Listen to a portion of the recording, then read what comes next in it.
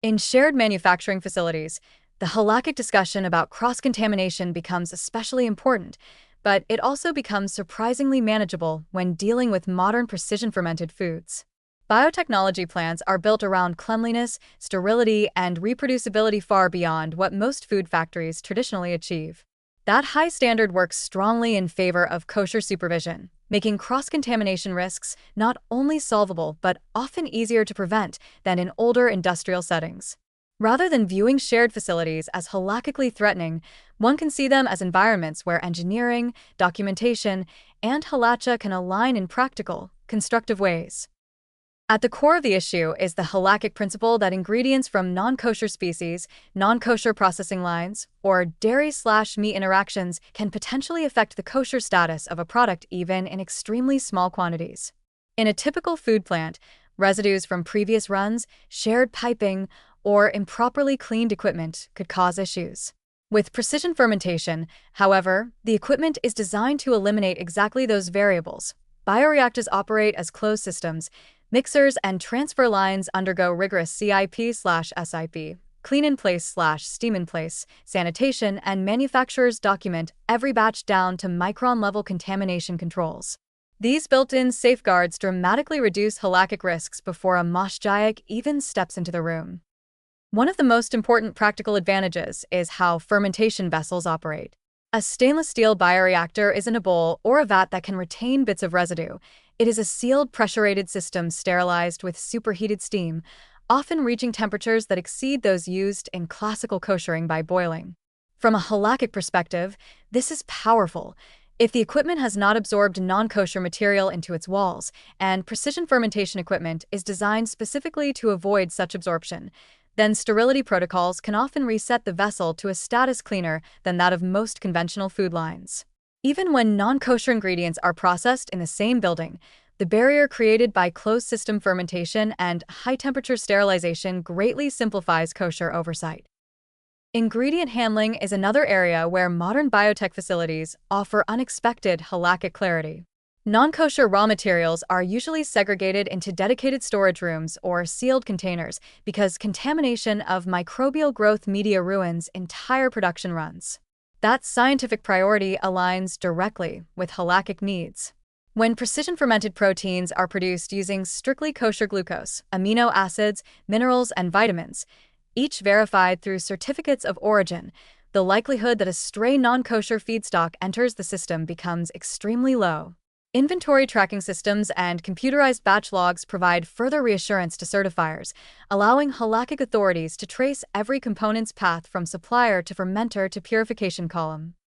Even the parts of the plant outside the bioreactor, filtration units, centrifuges, evaporators, and dryers, are typically subject to strict cleaning cycles because precision-fermented proteins are often used in high-purity food, pharmaceutical, or infant formula applications. That means the equipment is engineered to eliminate residues that might otherwise present halakhic concerns. If non-kosher items are processed on the same equipment, a careful examination of temperatures, cleaning chemicals, surface materials, and downtime allows kashrut agencies to determine whether koshering is needed, and in many cases, the facility's own protocols already meet or exceed halakhic requirements. One of the most encouraging aspects is how documentation transforms halakhic risk assessment.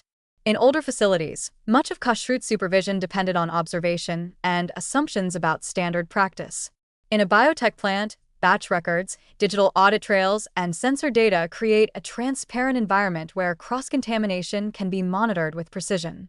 This empowers rabbinic supervisors to make rulings based on actual data rather than guesswork, strengthening both kosher integrity and consumer confidence.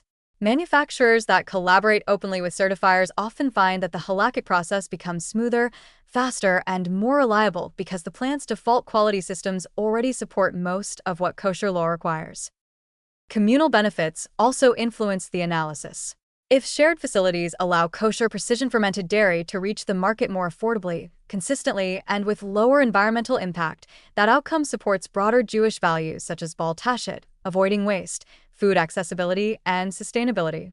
Halakhic authorities have historically embraced technological infrastructures that help Jewish consumers meet dietary laws more easily, and shared facilities, when properly managed, can do exactly that. Rather than being seen as a compromise, they can be viewed as a pragmatic way to expand kosher options while keeping costs reasonable. Finally, the overall tone of the halakhic conversation is shifting in a positive direction because modern manufacturing enables far greater control over contamination than earlier generations imagined. The challenge is no longer that the facility cannot prevent residue, but that halakhic authorities must tailor classical categories to a more precise technological reality. That is a constructive challenge, not a barrier. With collaboration, transparency, and thoughtful supervision, shared facilities can meet halakhic expectations confidently, producing kosher precision-fermented products that are both ethically appealing and highly reliable. In this broader context, cross-contamination becomes a solvable issue rather than a halakhic obstacle.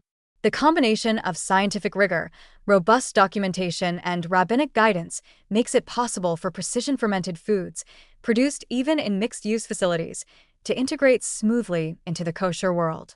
The result is a system where innovation and halacha reinforce one another, opening the door to safer, more ethical, and more accessible kosher choices for the entire community.